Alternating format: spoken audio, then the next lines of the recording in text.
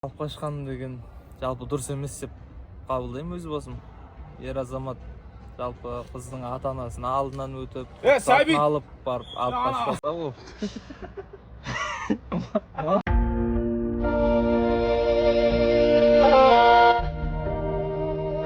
Менің ойымша алып қашу дұрыс емес, себебі ол заңсыз.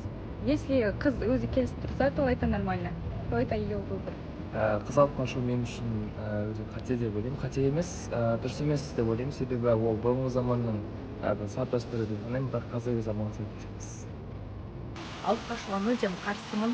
Себебі қазіргі жастар, қазіргі заманда ол мүлдем дұрыс емес. Жігіт те, қыз да екеуі равноправие дейміз ғой, сондай болу керек. Қалай жігіттің де өзі выборын таңдауға мүмкіндік болса, қызда да дәл сондай мүмкіндік болу керек. Қыз алып қашуға негізі өз басым қарсымын. Қыз алуды алып қашу дұрыс емес деп есептеймін. Өйткені қазір бұл 21-ші ғасыр, өркениет дамыған уақытта, мәдениет дамыған, жастардың бәрі сауатты, халқы сауатты, отырғанын бәрі алады біледі. Жоқ, әрине дұрыс емес.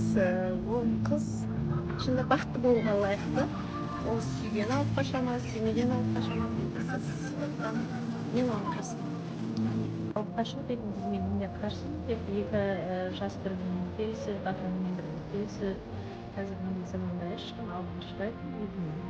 Мен қарсымын. Келісіммен алуға болады. Салт дәстүрмен, если салт дәстүрде кейбіреулердің жағдайы келмейді ғой, бірақ сондықтан да келісіммен алуға болады.